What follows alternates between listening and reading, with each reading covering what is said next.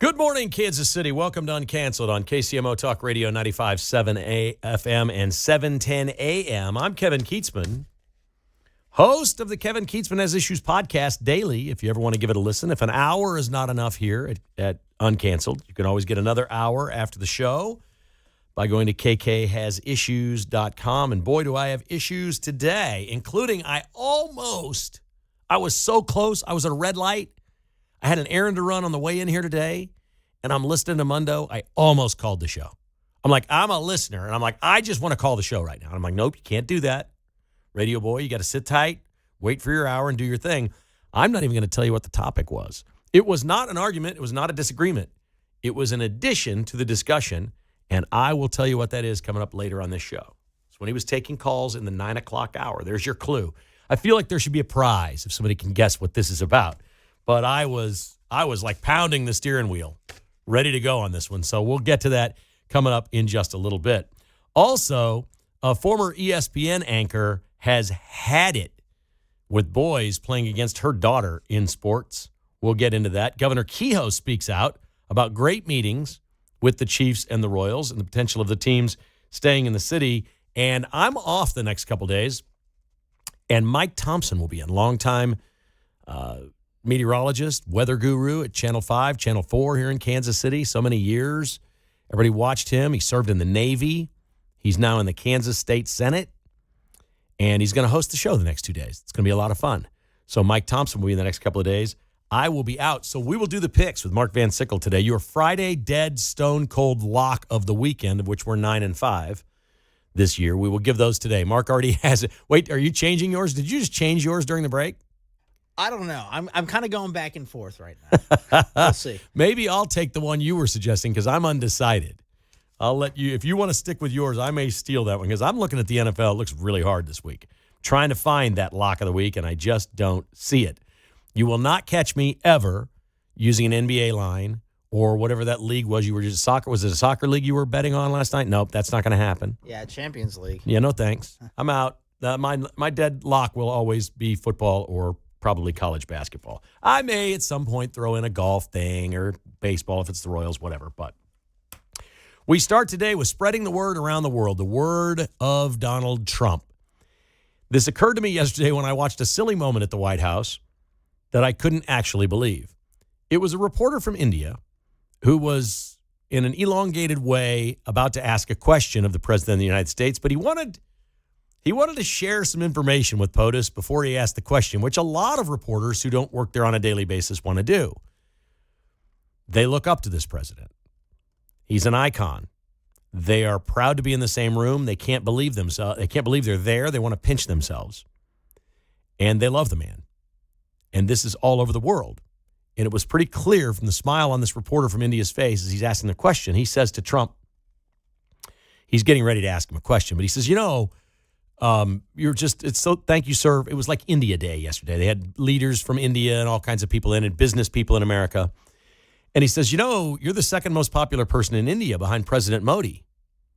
And Trump nods his head and goes, okay. He goes, it's Modi's number one, Trump's number two, Kash Patel is number three, who's an Indian American, charged the FBI, and Caroline Leavitt is number four. And I'm like, well, wait a second. The three of the four most popular people in India are Americans. I don't even want to get into, and I did this on my podcast today, the Caroline Leavitt part, because it's the greatest stereotype in the history of the world. The blonde-haired, blue-eyed young lady is the fourth most popular person in India. Of course she is. All right? So sometimes stereotypes are there for a reason. But this guy spills this out, and I'm thinking to myself, this is not scientific, but whatever. But this is what this guy brought to the president, that three of the most popular four people in India are Americans. Trump's an icon, Kash Patel's an Indian American, and Caroline Leavitt. Okay, I get it. And I started thinking, how do we view the world versus how the world views us? And I don't do a lot of international or world news here on this podcast. By and large, I'm your typical American. I worry about what happens here. I feel like as long as we're good here, we don't have to worry about all the fires that are going around the rest of the world. I am one of those guys that's like, let's watch. I'm cool with us being involved in things around the world to make sure that stuff doesn't come here. But it came here. We've had illegal immigration. We've had airplanes flown into the Twin Towers. We have things happening in the second half of the years I've lived in my life that didn't happen in this country in the first half. We're now seeing all kinds of domestic terrorist threats. Many of these people are illegal. We have drug cartels here creating all kinds of havoc. We have all kinds of things happening because of people from around the world that are doing this here. So like it or not, we have become more susceptible or vulnerable to things that happen. And maybe we should look around the world a little bit more. And I thought, well, if they love Trump this much in India, there must be a lot of other places. So I start surfing around. I'm wondering about like immigration in places. Like London's a mess. They've had a lot of knife attacks. Their mayor has an open city. There's a lot of immigration. There's a lot of English citizens that are just disgusted with what's happening in England, that they're losing their heritage, that eventually they'll have no monarchy or royal family. It won't exist. They won't have the celebrations, the history, the tradition that's been around for hundreds of years, for centuries. And I see yesterday that Japan swore in a new prime minister. She's the first female prime minister, which would have been unthinkable a few decades ago. And apparently she's kind of a badass. All right. Her name is Sanai Takachi, and she ran on day one. I'm going to implement something called the Ministry of Mass Deportation. And she was sworn in. She walked up to a microphone. I said, I'd like to announce the Ministry of Mass Deportation. We're deporting everyone, and we're closing the borders. I'm not talking about Trump's criminal, illegal. Everybody is gone from Japan. It's over. She said this will be mass deportation. It will be swift. Everybody has to leave because if we don't, there is no Japan. Now, we can think about the history and the traditions in the United States of America, but we're complicated. We have different regions and 50 different states that all have a lot of different traditions. Depending on where you live, your American experience can be far different. Japan is not as vast. It's not as big. They certainly have different types of people in Japan, but the Japanese culture is cherished. It's to be revered by every Japanese citizen. This is Donald Trump's vision of the world, and it's always been my vision of the world. You do you, I'll do me. I'm an American. You be a Japanese. That's great. Be our ally. We'll be friends. I'll visit someday. If I visit Tokyo on vacation, I don't want to see a bunch of people from the Middle East and Northern Africa running the city. That's not why I went there on vacation.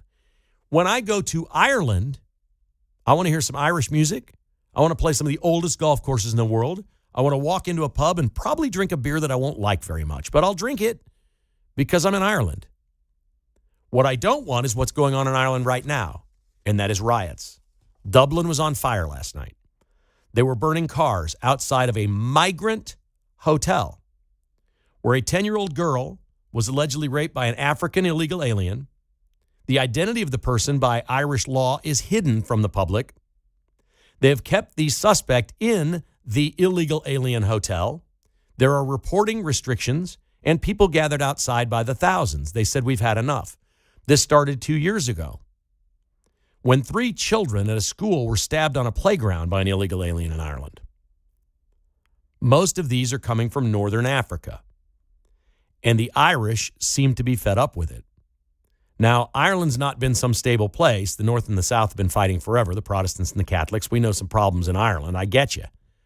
But the last thing they want is their Irish heritage to disappear. Ask yourself this. If you're not an Irish American, do you know an Irish American? How proud are they of Ireland and their history and their tradition and their culture? The winning, this is terrible. This is, I'm not a bad person for saying this. It's just the truth. The winning countries in the world, the ones that have sustained their culture, their traditions, their religions, their excellence, their sovereignty, and their freedom over hundreds of years, those countries are the ones that all the bad people want to go to. All the people that have it bad where they are, in terribly poor places, rotten, crime-infested, rat-filled crap holes around the world, want to get on any kind of a boat and risk their life to get to Ireland if they can, because it looks good. I don't blame them for that, but Ireland needs to be Ireland. Japan needs to be Japan. The United States of America needs to be the United States of America. I feel like what Trump's doing here is spreading. He's not the first, but he's the first to do it in the way that he's done it. It's bold. It's honest. It's truthful. And when people hear it, they look around where they live and go, you know what? A lot of stuff, this isn't being racist or xenophobic or any of that. That's not true. That is not true. You know what I don't want to do? I don't want to go to vacation in Mexico and eat a cheeseburger. I'm not interested. If I go to a beach vacation in Mexico, I hope there's a bit of a language barrier between me and the server. And maybe I got to cough up a couple of words in Spanish. That sounds fun to me. I want Mexico to be Mexico. I want Canadians to be Canadian. I want them to love hockey more than football, although it's close. They love football. I want all these things for all these places. Think about vacations that you've taken, and not everybody's taken international vacations, and I haven't taken any. I mean, I've been to Mexico and the Caribbean, and that's about it. Alaska, does that count? I did go to Hawaii. That doesn't count either. But I've not been to Europe. I haven't been to Asia. But when I go, and I will go in my retirement, God willing, that I have enough health to do and travel these, I don't want to go see Dublin filled with people from Northern Africa. And that's not racist. If I want to go to Northern Africa, I'll go there. I just don't understand it. And this should be the simplest thing that everybody on earth agrees to. There's nothing wrong with all of us having our own individual countries and cultures and histories and tradition. Now ask this question. Have you met anybody in your life ever that didn't have some history or tradition that they loved? Even radical left Democrats have some history and tradition that they love. There's something. It might be in their family tree. It might be their family business. It might be something about the United States that we've done forever that they actually like, although that's hard to find with a Democrat. But you might. We talk about sports teams. What is the only argument for the Chiefs staying at Arrowhead Stadium? The only argument. There is no good argument for them staying. The only one is history and tradition. That's it. That's the only argument. And if that's what the Hunt family decides, I'm not going to be the person to say history and tradition suck. I think they'll have made a bad business decision. But if they decide they take history and tradition over everything, I can respect that all day long. I love what happened in Japan yesterday. Ireland has elections in 48 hours. This is a crap show. At one point, Conor McGregor, the fighter, was going to run. He's pulled out. At one point, Michael Flatley, the Lord of the Dance guy, was going to run. He pulled out. 2 weeks ago, the Conservative Party leader pulled out for health reasons, has been replaced by a lady named Heather Humphreys, who's behind a woman called Catherine Connolly, who says she's independent but is completely funded by Soros and all the crazy socialists on the left. They've got burning on the streets in Dublin over illegal immigration. I can't wait to see how this goes on Friday. Is Rosie O'Donnell running yet? Is Rosie running? Rosie went there for this. I know. It's crazy. And they're revolting. I say go get it. Irish citizens, stand up. You have the right to retain your culture and your history and resist this. We all do. 913-408-7957 is the number to call. If you'd like to join me, this is Uncanceled on KCMO Talk Radio.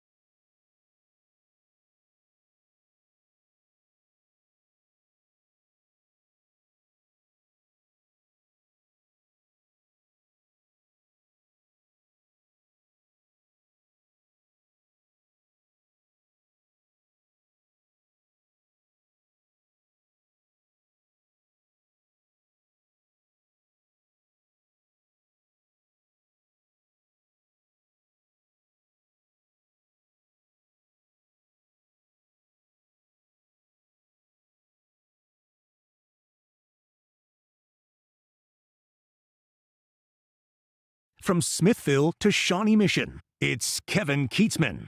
Uncanceled on 95.7 FM KCMO Talk Radio. Oh, I like it. We're getting more and more callers here on Uncanceled. I certainly enjoy that. Always respect your opinion. Welcome you in any time. And it feels good if I have said something that inspires you to pick up the phone and call us and share it with the rest of the city. That is awesome and what it's all about right here on KCMO Talk Radio. We start today with Mark in Brookfield. Hi, Mark. What's going on in your world? Well, I liked your opening monologue about Irish, but you should have put Irish and Scots in there because they were the first people to the insurrection in the United States. 1794, the Whiskey Rebellion. All right. I'll take your word for it. I kind of live in the here and now, brother, if you know what I'm saying. Well, it was put down by George Washington, and I love it. I love it. He did the same thing. He did the same thing that. Yes, sir. You okay, Mark? He did the same thing that Trump is doing right now. All right. Kudos to George Washington, president number one. He wanted it. They wanted him to be king. Did you know they wanted him to be king? Yep. Yep. And he said, "Nope. We need to have a president. You can't stay on. No kings." George Washington, no kings. Thank you for the call. I appreciate that. Next up is James and Miriam. Hi, James. How are you?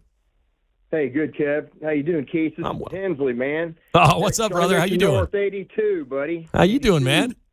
Hey, man, doing great. It's just nice to know that you've never been canceled, buddy. You've been like lunch at Shawnee Mission North, and how about I'll take a Wadgy hamburger. How about Wadgy that? hamburgers, absolutely the finest Roland Park ever offered up. Yeah, but man, from day one on your show, it's done really good. And I remember you said something about changing the Indian mascot's crazy and those kind of things. But hey, I'm getting ready to take off to go to Poland tomorrow for about 8 days, see my son.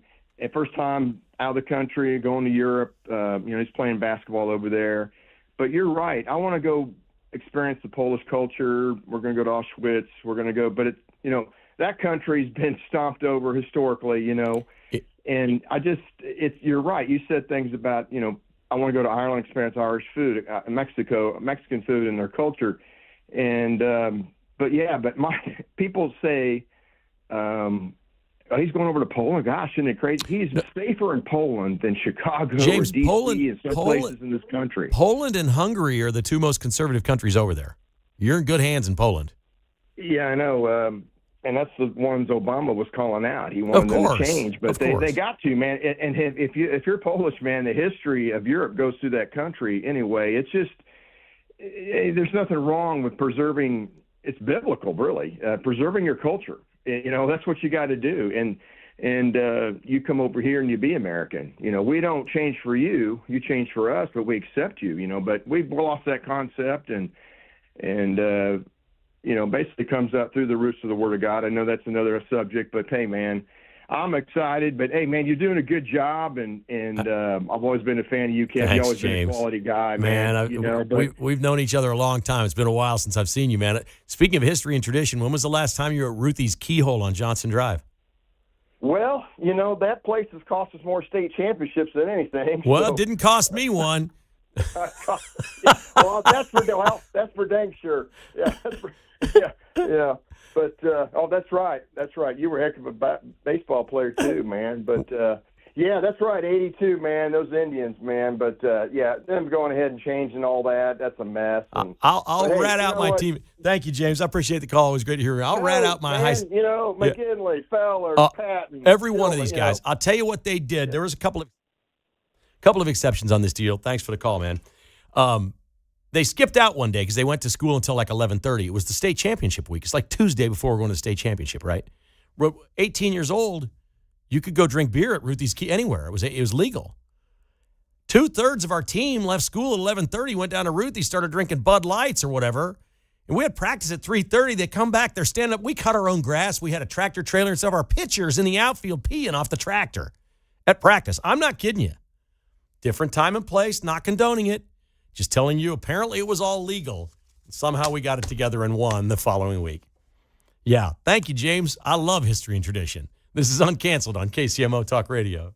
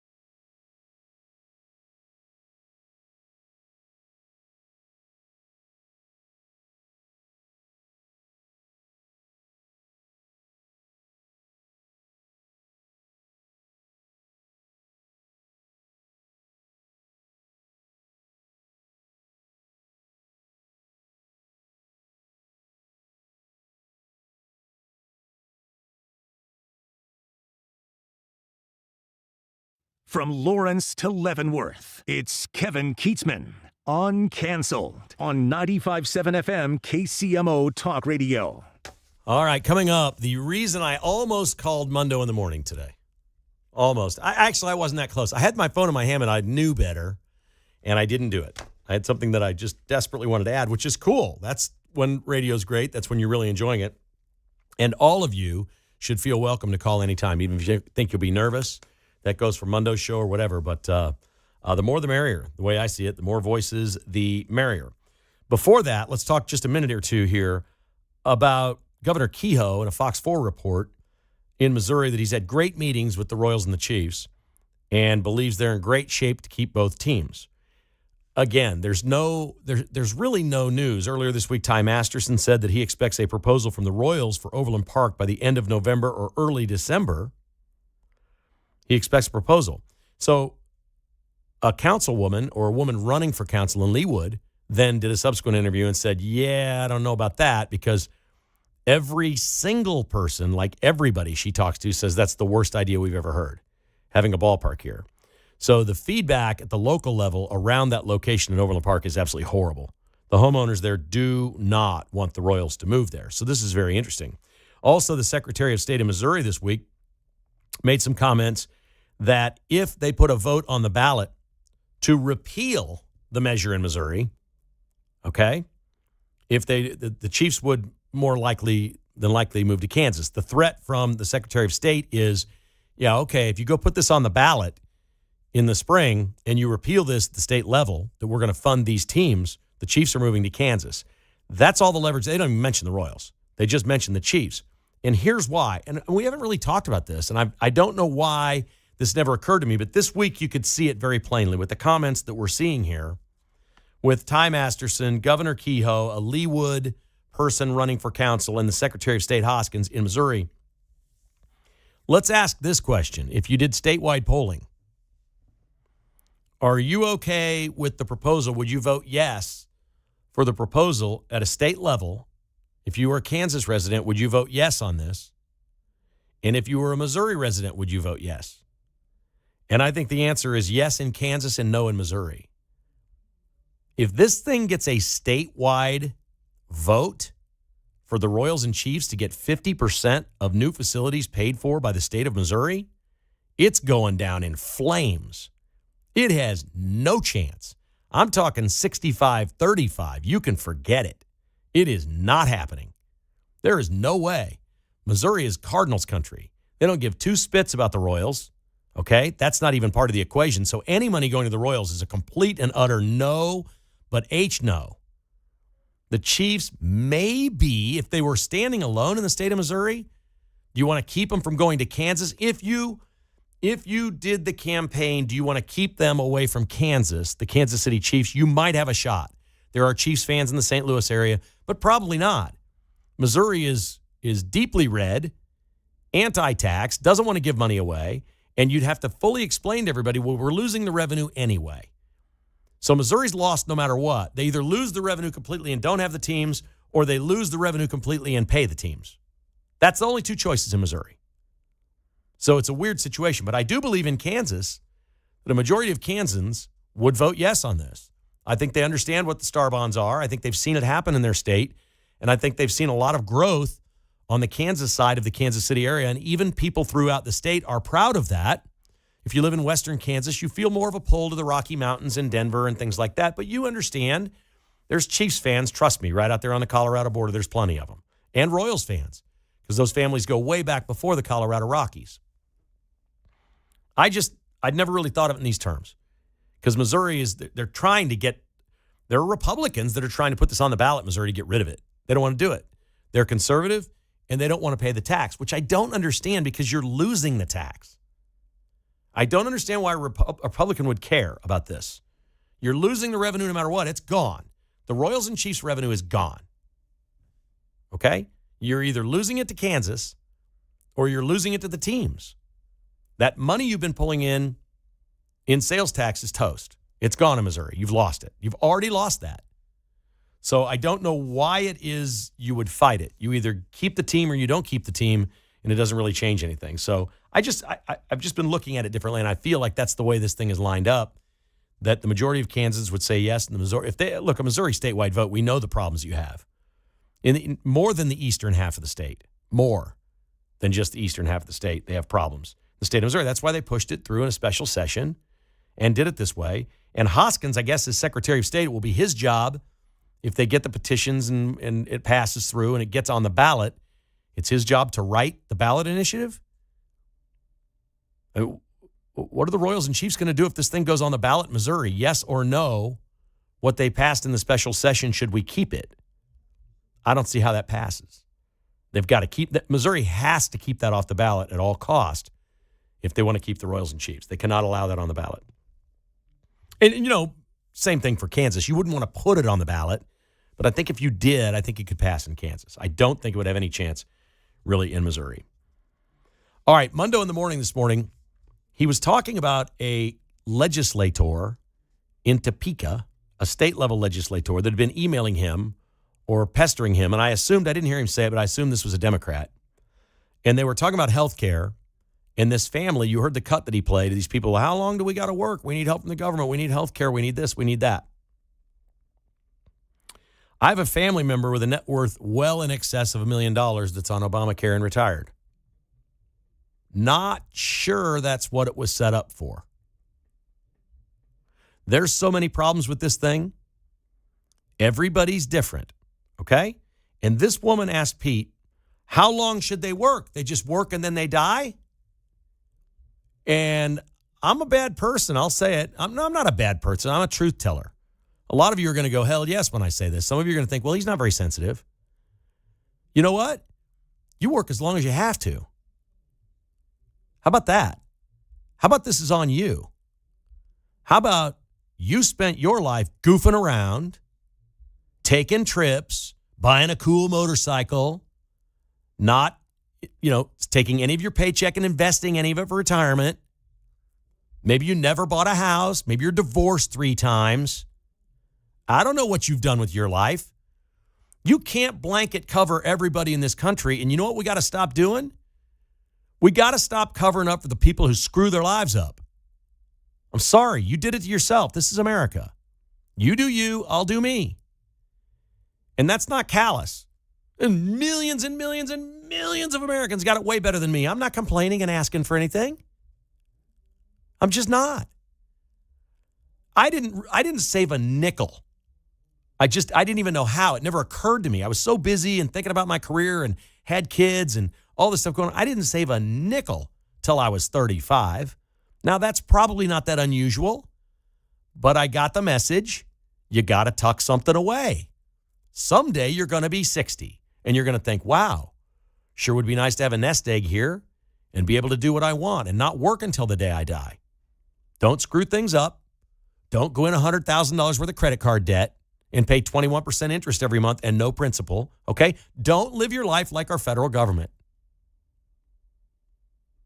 So that's my answer to these people. Healthcare is not a right. AOC and Bernie say it is. It is not. It's nowhere in the Constitution or the Bill of Rights. You have no right to healthcare. You have a right to live your life the best you can. And if you get sick and you can go to a doctor that will see you for whatever arrangement you have with that doctor, they will treat you. You're on your own. Hate to tell you. That's the way this works. Your parents, if they did the right thing, booted your butt out of the house when you were 18 or 21 or 22 and you were on your own. And if you're sitting around now and you're 62 and you're like, I'm tired of working. I want the government to pay for my cheap health care. I deserve this. I want to retire and live out my golden years. You blew it. You blew it. I'm going to guess you had more fun than me. You had more days off than me. You had more times where you didn't work, where you didn't pay into Social Security. Maybe some years where you didn't pay any income tax because you barely worked and you were scrounging around. That's on you. We have safety nets for disabled people. We have Medicaid, we have Medicare, we have disability, and we have Social Security. You're getting a check if you've ever had a job at all, or you don't even have to have that. You're getting a check at some point in retirement. It may be small and you can't live on it. But even then, if some people get a $4,000 Social Security check and you get one that's $1,500, it's not fair. Yeah, it's fair. Somebody worked harder than you. I'm sorry. I just don't. If you're healthy and you're older and you're complaining that you want the government to take care of you with health care, it is not your right. Keep working. There's nothing magical about being 60 or 65 or 70 or Joe Biden 80. He wanted to work till he died. Well, he basically did. That's okay. I like working. I enjoy working. It gives me a purpose. It gives me something to do. I enjoy what I do. I like it.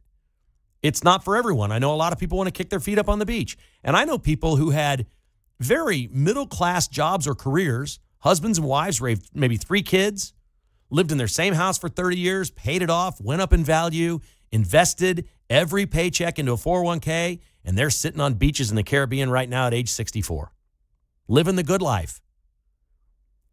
Yeah, it was a grind, and they both worked, and it's not easy. It's paying off for them now if that's the way they want to live now. To each their own. There is no right to health care, people. This is a ridiculous discussion. How long do you have to work until you retire? Well, how about as long as you have to live the life you want to live?